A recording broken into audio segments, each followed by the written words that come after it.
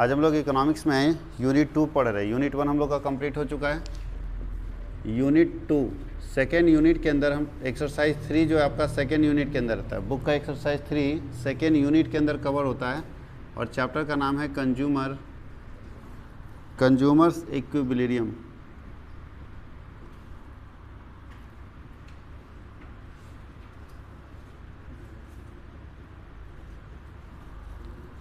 BRIUM, इसको बोलते हैं उपभोक्ता संतुलन। इसके अंदर हम लोग को दो चीज़ पढ़ना है। उपभोक्ता संतुलन के अंदर दो टॉपिक हम लोगों को पढ़ना है। पहला पढ़ना है यूटिलिटी एनालिसिस और दूसरा पढ़ना है इंडिफरेंस कर्व। ये दो टॉपिक हम लोगों को पढ़ना है। तो सबसे पहले हम लोग ये जाने कंज्यूमर इक्विलिब्रियम के अंदर हम लोग को पढ़ना क्या है। उपभोक्ता संतुलन का मतलब आपको ये पढ़ना है इसके अंदर कि एक कंज्यूमर कब संतुलित होता है। संतुलित का मतलब है कब वो खुश होता है, कब उसको लगता है कि जितना पैसा हम लगा रहे हैं किसी प्रोडक्ट के ऊपर हमको उतना ही संतुष्टि मिल रहा है। तीन सिचुएशन आता है कंज्यूमर के साथ, तीन अलग अलग सिचुएशन आता है, परिस्थितियाँ आती है। पहला सिचुएशन है ये आता है कि अगर 10 रुपये का कोई सामान खरीदे और हमको 10 रुपये के बराबर उससे फ़ायदा मिला तो बोला जाता है कि यहाँ पर हम ठगाए नहीं, नो प्रॉफिट नो लॉस में। क्या आप लोग कंज्यूमर अगर 5 रुपये का पेन खरीदे और पेन अच्छा निकला तो आप कभी ये सोचते हैं कि मेरा नुकसान हुआ है? कभी नहीं। आप ये भी नहीं सोचते कि दुकानदार मेरे से ठगा है, नहीं सोचते। ऐसा क्यों नहीं सोचते? क्योंकि आप इसी सिचुएशन में रहते हैं, कंज्यूमर इक्विलिब्रियम। जितना हम चाहते थे उतना हमको मिला, तो इसलिए जितना हमको चाह रहे थे कि 5 रुपये के बराबर इतना संतुष्टि मिलेगा, कम से कम 10 दिन पेन चलना चाहिए। 10 दिन चला, ख़राब नहीं हुआ, पूरा रिफिल उसका यूज हुआ, तो आप 5 रुपये इन्वेस्ट किए थे इसलिए कि हमारा पूरा पेन चलेगा। और पूरा पेन अगर चल गया तो आप क्या होते हैं, संतुष्ट हो जाते हैं, सेटिस्फाई हो जाते हैं। यानी उस जगह पे क्या होता है, कंज्यूमर इक्विलिब्रियम। ठीक है, कि जितना प्राइस दे रहे हैं, जिसको हम लोग देखिए कंज्यूमर इक्विलिब्रियम आगे पढ़ेंगे। चैप्टर का नाम है लेकिन पढ़ना सबसे लास्ट में। अभी हम लोग को यूटिलिटी पढ़ना है, लेकिन बता देते हैं कंज्यूमर इक्विलिब्रियम में ये तीन सिचुएशन आता है। P = MU। MU का मतलब होता है मार्जिनल यूटिलिटी। MU का मतलब क्या होता है, मार्जिनल यूटिलिटी। और P का मतलब प्राइस। P डिनोट करता है प्राइस को, प्राइस मतलब मूल्य, और MU डिनोट करता है मार्जिनल यूटिलिटी को, मार्जिनल यूटिलिटी। मार्जिनल यूटिलिटी का मतलब क्या होता है, सीमांत उपयोगिता। सीमांत उपयोगिता ये डिनोट करता है। बोलता है जहाँ प्राइस और मार्जिनल यूटिलिटी बराबर हो जाना, जितना पैसा हम दे रहे हैं उतने संतुष्टि हमको मिलेगा, तो उसको हम लोग बोलते हैं इक्विलिब्रियम पॉइंट। उसको क्या बोलते हैं, इक्विलिब्रियम पॉइंट। यही इक्विलिब्रियम पॉइंट है जहाँ P = क्या होना चाहिए, MU। जितना पैसा हम लगा रहे हैं, संतुष्टि समझते हो, सेटिस्फेक्शन। आप हमारे पास फ़ी दे रहे हो ना 6500, अगर हम 6500 के बराबर आपको पढ़ा दे तो आप इसी सिचुएशन में रहोगे, आप खुश रहोगे। और अगर हम कम पढ़ाएंगे ना, आपको पता चला आपके हिसाब से हम सर्विस कम दे पाए, तो आपको लगेगा कि पैसा हम ज़्यादा दिए और हमको सर्विस क्या मिला, कम मिला। और इस जगह पे आप कभी भी इक्विलिब्रियम पोजीशन में नहीं जाएंगे। आपको लगेगा कि सर हमसे ज़्यादा पैसा ले लिए, हमको बेवकूफ़ बना दिए, ठग लिए, कुछ तो बोलोगे। क्या इस सिचुएशन में कंज्यूमर खुश है? तो एक बिजनेसमैन कौन सा सिचुएशन चाहेगा कि जितना पैसा ले रहे हो उससे कम सर्विस दो या बराबर दो? ज़्यादा भी नहीं देना है, ज़्यादा भी दोगे खतरनाक है, कम भी दोगे खतरनाक है। हमेशा क्या होना चाहिए, बराबर, जहाँ कोई दिक्कत नहीं हो। हर कंज्यूमर चाहता है कि हम जितना पैसा किसी प्रोडक्ट के लिए इन्वेस्ट कर रहे हैं, यूज कर रहे हैं, जितना पैसा लगा रहे हैं उतने के बराबर सेटिस्फेक्शन अपने को मिलना चाहिए। अगर मिल रहा है तो समझो P = MU है, और P = MU को ही हम लोग क्या बोलते हैं, कंज्यूमर इक्विलिब्रियम। अब सवाल इसमें हम लोगों को जो पढ़ने का है वो यूटिलिटी क्या होता है, उसके बाद आप ये समझ पाएंगे। जैसे यहाँ लिखा है ना मार्जिनल यूटिलिटी, तो यूटिलिटी क्या होता है। सबसे पहला टॉपिक आप लोगों को इसके अंदर यही पढ़ना है कि यूटिलिटी एनालिसिस क्या होता है।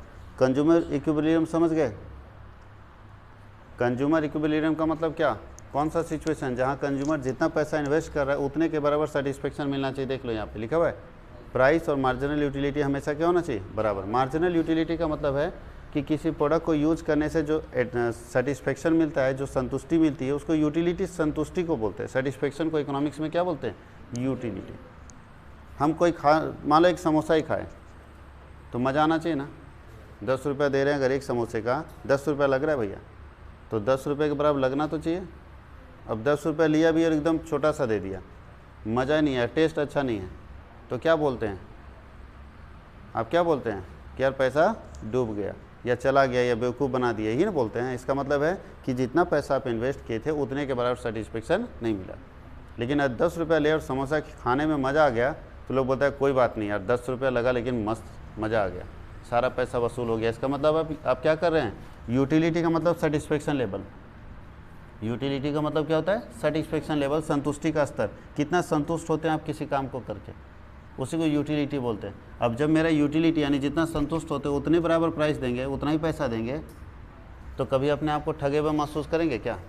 यही है कंज्यूमर इक्विलिब्रियम पॉइंट। तो एक डेफिनेशन दिया हुआ है, उसको लिख लेते हैं, फिर हम लोग आगे चलते हैं। यहीं पे लिख लेते हैं। बोलता है consumer is in equilibrium, the consumer is in equilibrium when he maximize his satisfaction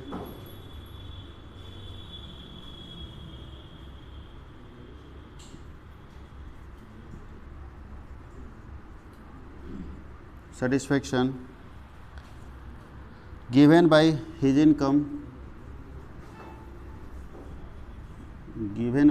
income and the market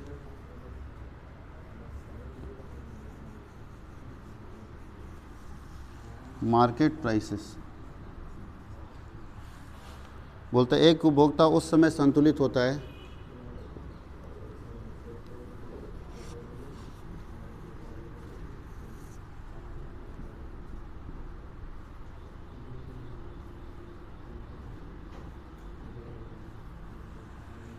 जब वह अपनी दी हुई आय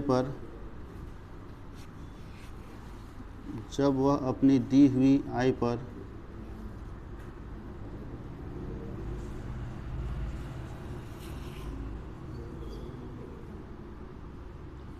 आय तथा बाजार कीमतों से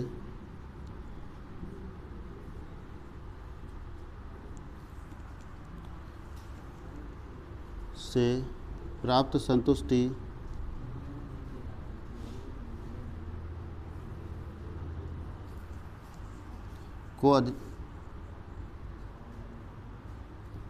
को अधिकतम कर लेता है।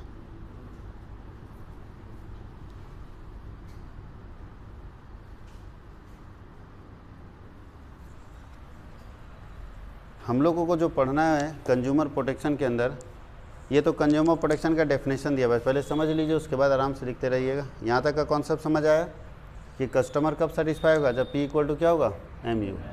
जहाँ P इक्वल टू MU हो गया समझ जाओ उस पॉइंट पर सेटिस्फाई हो गया। और कहीं उल्टा हो गया, प्राइस ज़्यादा दे दिए, देखो ये डिससेटिस्फेक्शन है। अगर ऐसा बिजनेस में करोगे तो बर्बाद होने के अलावा दूसरा ऑप्शन नहीं है। जहाँ ये सिचुएशन लगा ये डेंजरस सिचुएशन है, क्या जी, प्राइस ज़्यादा देना पड़ा और मार्जिनल यूटिलिटी कम मिला, यानी सेटिस्फेक्शन कम मिला, तो क्या होता है यहाँ नेगेटिव इफेक्ट पड़ेगा कि पॉजिटिव? पूरा नेगेटिव पड़ेगा, पूरे आपके बिजनेस पर क्या होगा, नेगेटिव इफेक्ट पड़ेगा। कस्टमर आपके बारे में बोलना शुरू कर देगा, पैसा ज़्यादा लेता है, रेट बहुत ज़्यादा इसका है और क्वालिटी नहीं है। रेट ज़्यादा लीजिए, क्वालिटी दीजिए, तो देने के लिए तैयार है। एप्पल का फ़ोन लोग 1.5 लाख में ख़रीद लेता है, फ़ोन 20,000 में मिलता है, फिर भी 1.5 लाख दे देता है।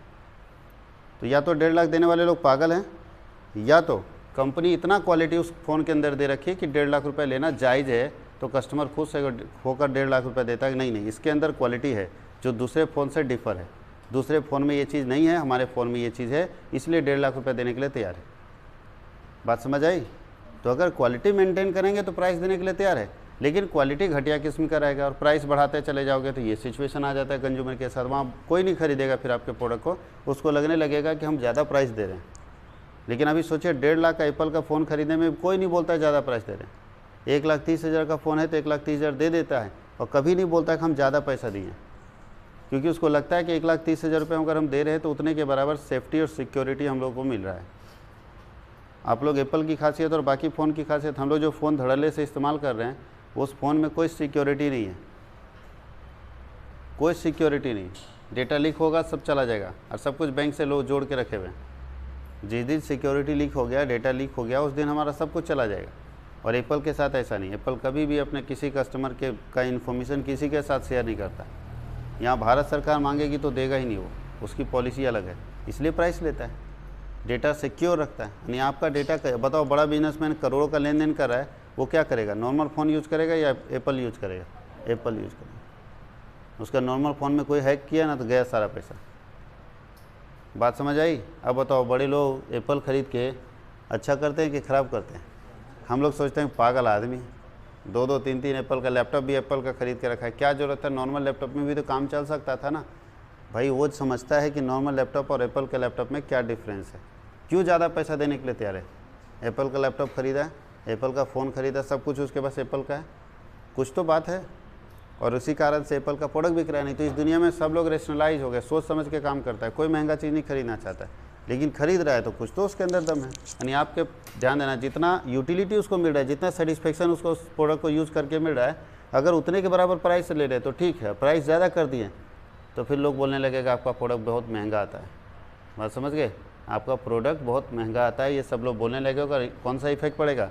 Negative effect. फिर लोग आपके प्रोडक्ट को खरीदेंगे नहीं। यही है कंज्यूमर इक्विलिब्रियम। किस जगह पे कंज्यूमर इक्विलिब्रियम पोजीशन में जाता है? इक्विलिब्रियम का मतलब होता है बैलेंस सिचुएशन में। बैलेंस सिचुएशन का मतलब है जितना वो पैसा इन्वेस्ट कर रहा है उतने के बराबर सेटिस्फेक्शन उसको मिलना चाहिए, अगर मिल रहा है तो ठीक है। अब आप हमारे पास जो फ़ी दे रहे, अगर हम उतने के बराबर सेटिस्फेक्शन आपको दे पाएंगे तो आप भी इस सिचुएशन में रहेंगे और मेरे से खुश रहेंगे, मेरी पढ़ाई से आपको कोई गिला शिकवा नहीं रहेगा, और बाकी बच्चों को भी इन्फॉर्म करेंगे नहीं वहीं पढ़ो अच्छा है। लेकिन अगर हम आपसे प्राइस ज़्यादा ले ले और पढ़ाएं कम तो आप इस जगह पे पहुंच जाएंगे, और उसका क्या इफेक्ट पड़ता है? नेगेटिव। आप तो गुस्सा में 10 को रोक दीजिएगा, अपने तो हल्ला कीजिएगा और दूसरे को रोक दीजिएगा, वहाँ मत पढ़ना भाई। यही है इसका पॉजिटिव और नेगेटिव इफेक्ट। अब हम लोग आज पढ़ेंगे यूटिलिटी एनालिसिस, जो इसके अंदर पढ़ना है। यूटिलिटी क्या होता है बता सकते हैं?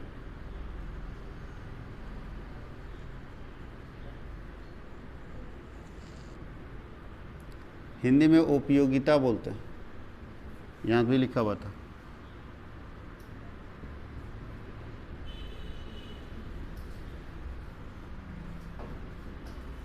इकोनॉमिक्स अगर पढ़ना है, माइक्रो इकोनॉमिक्स खास करके, तो यूटिलिटी एनालिसिस बहुत ज़रूरी है। जब तक आप यूटिलिटी के बारे में नहीं जानते हैं, आप इकोनॉमिक्स में, माइक्रो इकोनॉमिक्स में एक्सपर्ट नहीं बन सकते। यूटिलिटी का मतलब होता है, उपयोगिता का मतलब होता है satisfaction power of a product.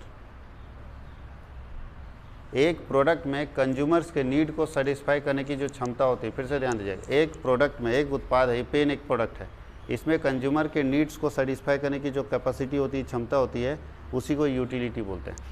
किसी उत्पाद में, ठीक है, कंज्यूमर मतलब ग्राहकों की आवश्यकताओं को संतुष्ट करने की जो क्षमता होती है उसको क्या बोलते हैं? यूटिलिटी। ये प्रोडक्ट अगर मेरे लिए यूटिलिटी नहीं रखता ना तो हम इसको नहीं खरीदते। और हम लोग जितने कंज्यूमर इस दुनिया में हैं, अगर आपके लिए किसी प्रोडक्ट का यूटिलिटी है तो ही आप खरीदते हैं, यूटिलिटी नहीं है तो नहीं खरीदते। कोई दिक्कत है? बताओ, आपके लिए कार का कोई यूटिलिटी अभी के समय में है? एज ए स्टूडेंट तो आपको कार वाली कंपनी आके बोलेगा अगर आप खरीदोगे 2 लाख रुपए फ्री कर दे, 2 लाख कम कर देंगे, आप सुनना भी पसंद करोगे? क्यों? क्योंकि यूटिलिटी नहीं मेरे लिए उसका कोई यूज नहीं। अब एक सब्जी बेचने वाला आदमी सब्जी बेच रहा है, उसको कार वाला कंपनी का मैनेजर आके बोलता है कि तुम खरीदोगे तो 8 लाख का कार 3 लाख में दे देंगे, खरीदेगा वो? सुनेगा भी नहीं, इग्नोर वाला हटाइए भाई, हटो, पहले बेचने तुमको सब्जी। तुम 3 लाख में कार दे देगा, पेट्रोल कहाँ से डालेंगे? जितना पेट्रोल लगेगा उससे कम तो कमाते हैं। सुन भी नहीं करेगा आपको बात। क्यों नहीं सुन रहा भाई आपकी बात? क्योंकि उसके पास क्या नहीं है? यूटिलिटी नहीं। और वही बात बैंक के मैनेजर को बोल दो तो उसको 10,000 भी डिस्काउंट दोगे, नहीं भी दोगे तो खरीदेगा।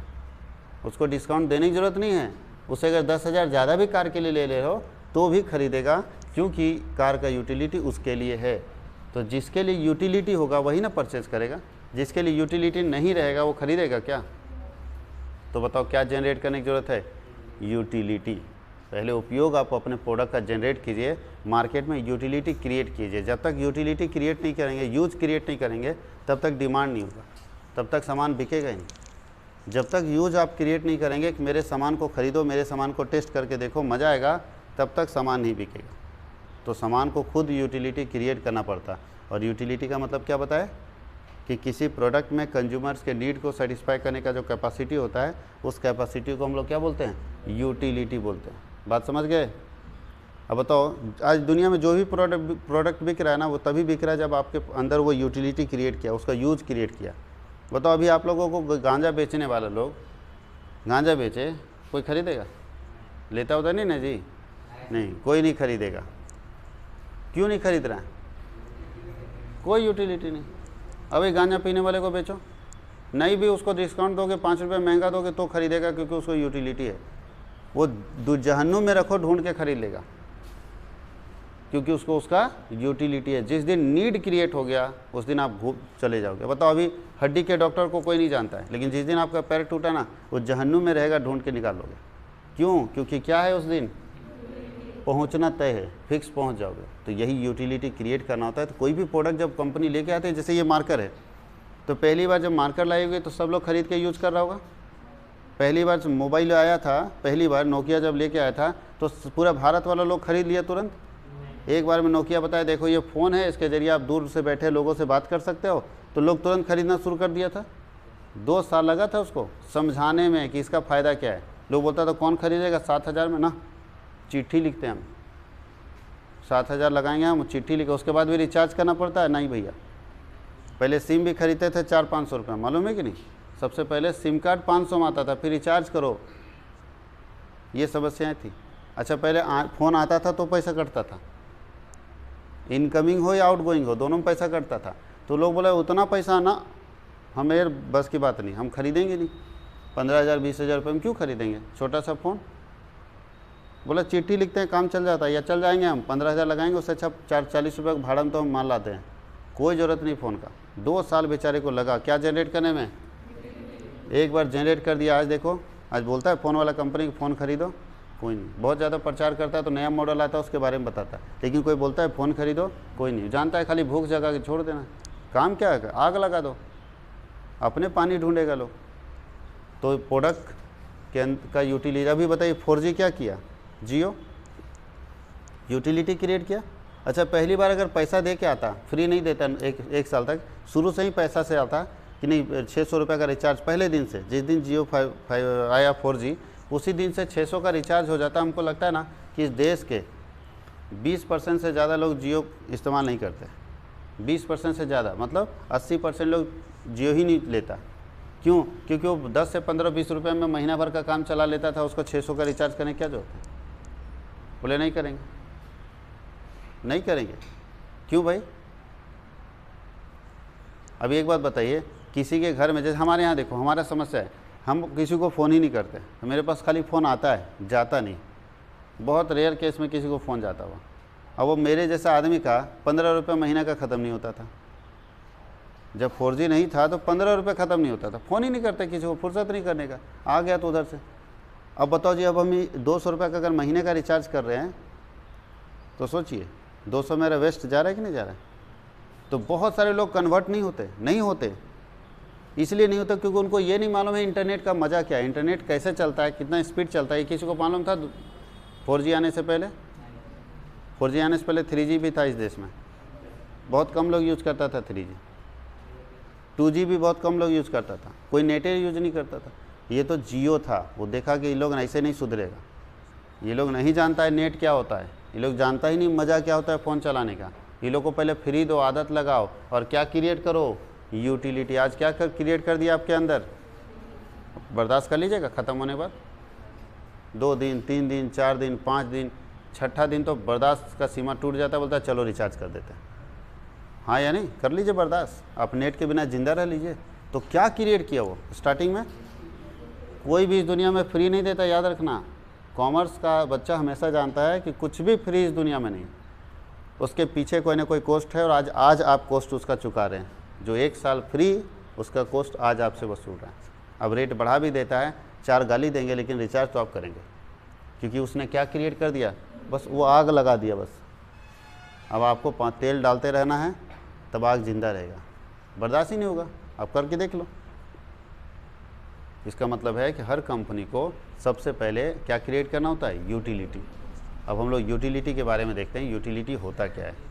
बात समझ आई? यूटिलिटी का मतलब किसी भी प्रोडक्ट के अंदर कंज्यूमर्स के नीड को सेटिस्फाई करने का जो कैपेसिटी होता है, उस कैपेसिटी को क्या बोलते हैं, यूटिलिटी बोलते हैं। कोई दिक्कत है तो लिखो, satisfying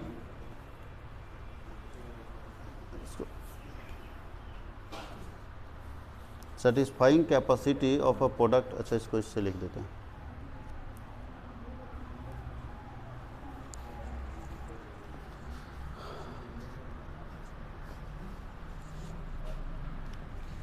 utility means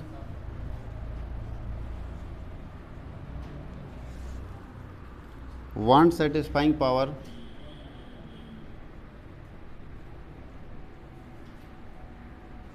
want satisfying power of a commodity,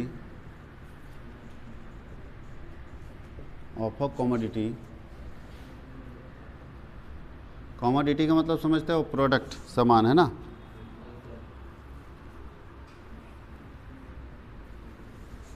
एक लाइन में देखो कितना अच्छा लिखा है, बोलता है किसी उत्पाद में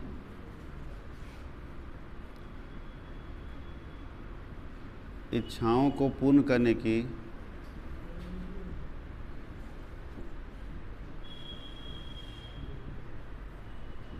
जो क्षमता होती है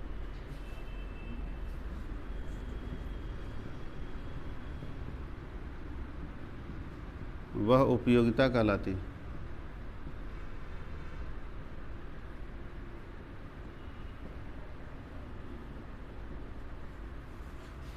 कोई दिक्कत है? कंज्यूमर के वांट्स को फुलफिल करने की जो कैपेसिटी होती है किसी प्रोडक्ट के अंदर, वो क्या कहलाती है? यूटिलिटी कहलाती है।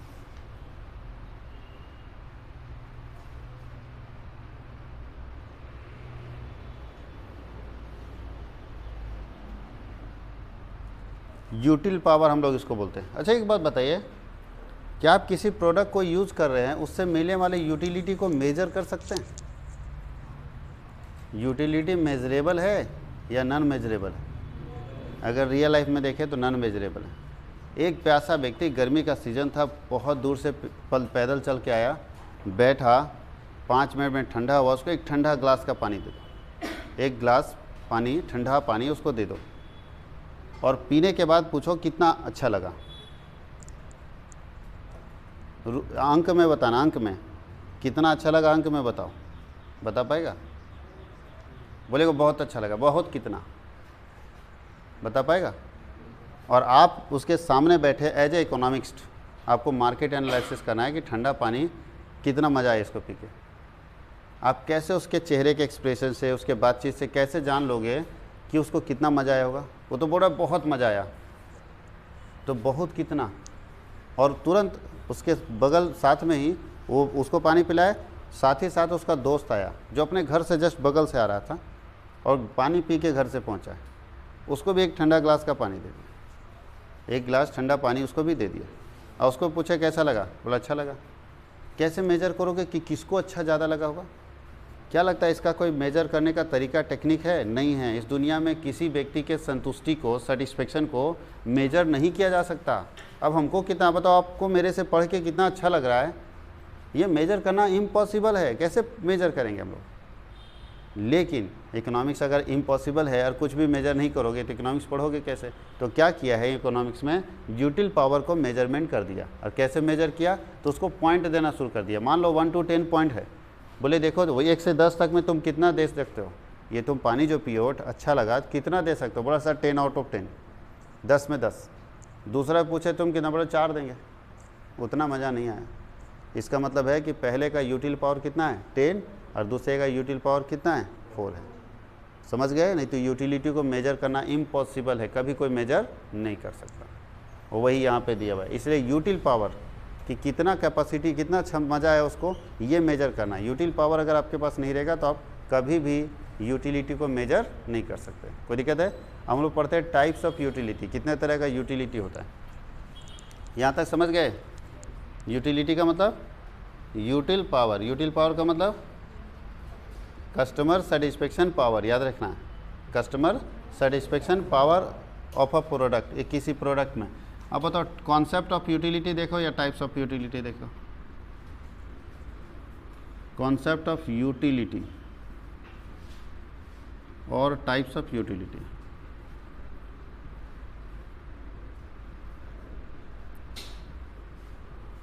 उपयोगिता के प्रकार, बताइए कितने तरह का यूटिलिटी होता है। पहला होता है total utility, total utility, TU बोलते हैं इसको शॉर्ट में, कुल उपयोगिता।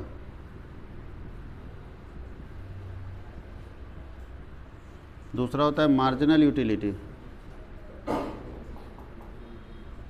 Marginal utility MU,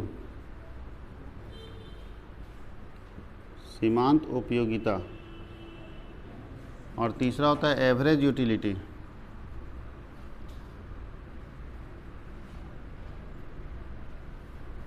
AU। और आपके बुक में औसत उपयोगिता नहीं पढ़ना है, फर्स्ट और सेकेंड वाला ही पढ़ने देता है। ध्यान दीजिएगा, 3 यूटिलिटी है। पहला टोटल यूटिलिटी, दूसरा मार्जिनल यूटिलिटी और तीसरा क्या है, एवरेज यूटिलिटी। 3 तरह का यूटिलिटी हम लोगों को पढ़ना है। पहला कौन सा हो गया, TU, MU, AU। कोई दिक्कत किसी को? अब हम लोग एक एक करके देखेंगे, टोटल यूटिलिटी क्या होता है, मार्जिनल यूटिलिटी क्या होता है और एवरेज यूटिलिटी क्या होता है। कोई दिक्कत किसी को? यूटिलिटी का मतलब समझ गए, किसी प्रोडक्ट में कंज्यूमर के नीड को सेटिस्फाई करने की जो कैपेसिटी होती है, क्षमता होती है, उसको हम लोग क्या बोलते हैं, यूटिलिटी बोलते हैं। और यहाँ पे हम लोग समझ गए कंज्यूमर इक्विलिब्रियम पॉइंट कौन सा पॉइंट कहलाता है, जहाँ पे प्राइस और मार्जिनल यूटिलिटी आपस में क्या होता है, बराबर होता है। यानी जितना पैसा हम खर्च कर रहे हैं उतने के बराबर सेटिस्फेक्शन मिल रहा है, तो समझो कंज्यूमर इक्विलिब्रियम पोजीशन में, कंज्यूमर संतुष्ट है। इसको लिख लीजिए, फिर हम लोग आगे बताते हैं।